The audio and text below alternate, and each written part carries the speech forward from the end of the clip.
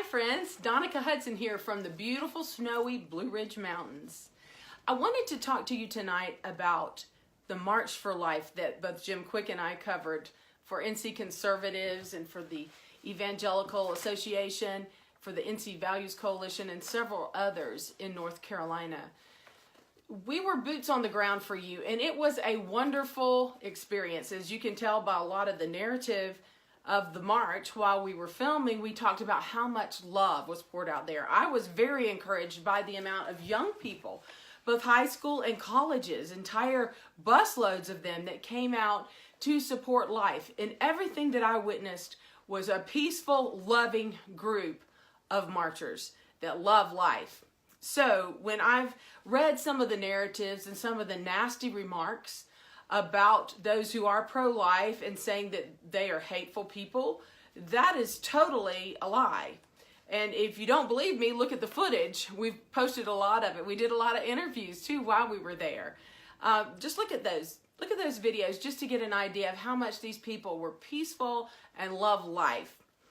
Marjorie Dannenfelser, who is president of the Susan B. Anthony list, sent out a really good email yesterday, and I wanted to read part of it to you. She said, as expected, the mainstream media attacked the pro-life champions who showed up for our March for Life this past weekend, and that was in Washington, D.C. I'll tell you why they attacked us, she says, because they're afraid that our movement is getting stronger. And it was a record crowd, by the way.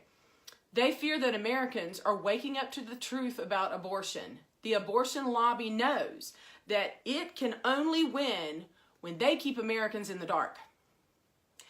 That's why they'll never tell you that the plaintiff in Roe v. Wade ultimately saw the light and dedicated her life to overturning that wicked Supreme Court decision. And if that Jane Roe can have a change of heart, then so can America. Now that's encouraging to me because, as several of you know, I used to have a TV show in Charlotte, Charlotte Alive, and I actually interviewed the pastor that baptized Jane Roe, Flip Benham. And this was a wonderful thing. I saw beautiful pictures of the baptism. They're probably still on the web if you want to Google it. But, you know, what I want to point out here is that God is in the business of changing hearts to bring us to a life of love and peace. And so the March for Life truly was a wonderful outpouring of love for life, and that's why I'm absolutely appalled at Charlotte Mayor Pro Tem Julie Eiselt's remarks on Facebook, calling the hundreds of thousands of people at the March for Life a hateful pro-life group that just blew their cover. Really? I was there covering the march. It was an outpouring of love during the entire march. I was there from beginning to end, only love. Just look at the hours of footage posted on this Facebook page. There was no hate, only love for life. So why would Mayor Pro Tem Eiselt and the media at large be so quick to jump the gun and broadcast lies and refuse to apologize for that matter? You know, they took an issue of a group that was part of the pro-life march that had gone to visit the Lincoln Memorial after the march and jumped to a lot of conclusions. You've probably seen the video on the web that totally hijacked the purpose of the march, but it was a false video. In other words, people jumped to the wrong conclusion and did not present all of the video showing that the Native American man actually approached the students at Covington High School, and Nick Sandmann, who stood his ground and continued to peacefully smile. And the vitriol and the hate that spewed forth was unbelievable. And then this remark comes from one of our own North Carolina city leaders that is just wrong. So watch this video to find out why this keeps happening. If you want to talk politics, you call it the wrap-up smear. You smear somebody with falsehoods and all the rest, and then you merchandise it. And then you write it, and they'll say, see, it's reported in the press that this, and this. So they have that validation that the press reported the smear, and then it's called the wrap-up smear. Now I'm going to merchandise the press's report on the smear that we made. And it's a tactic. And it's self-evident. Well, That was none other than our own Speaker of the House, Nancy Pelosi. It's eye-opening, isn't it? Really? The wrap-up smear, huh? Well, to be fair, because I am a journalist with integrity, I'm not taking this video out of context. She was answering a reporter's questions about tactics that are used. So this is not about Republican or Democrat. This is about lying. So, did you get what she said? First, they demonize a person. Demonize, really? Demonize a person by telling lies about that person. Then the press reports the lies as if they were true.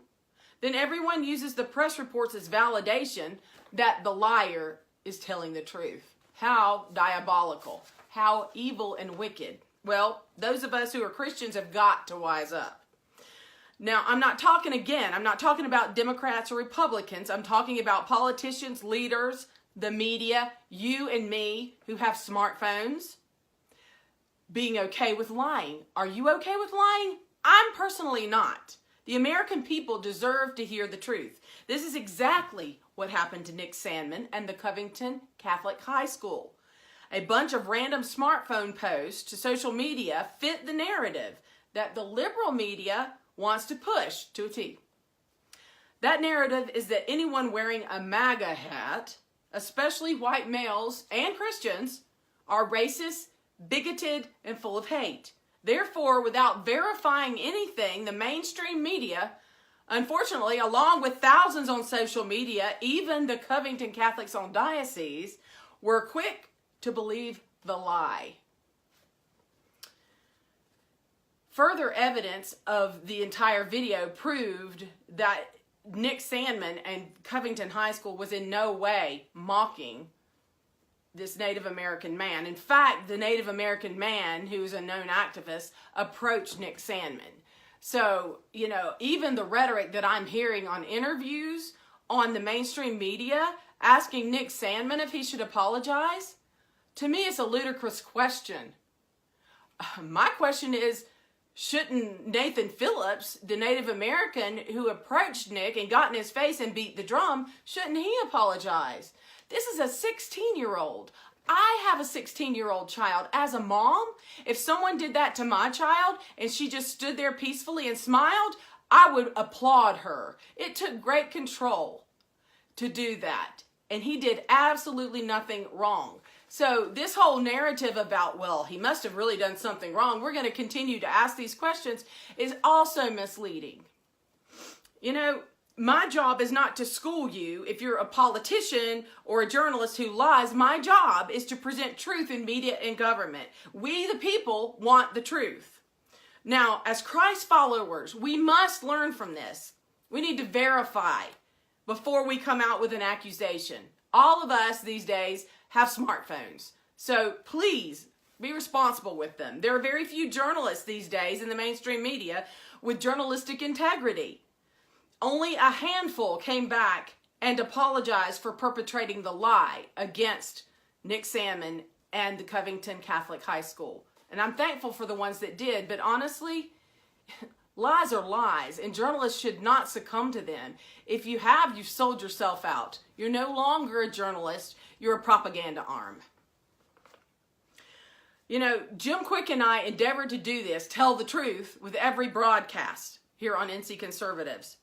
Yes, we are conservative, and that's because we hold a biblical worldview, and that happens to align with conservatism. I'll say at any point, if we had to choose between the two, we're Christ followers, okay? But right now, the conservative platform lines up with our biblical values, as it did with everyone at the pro-life march.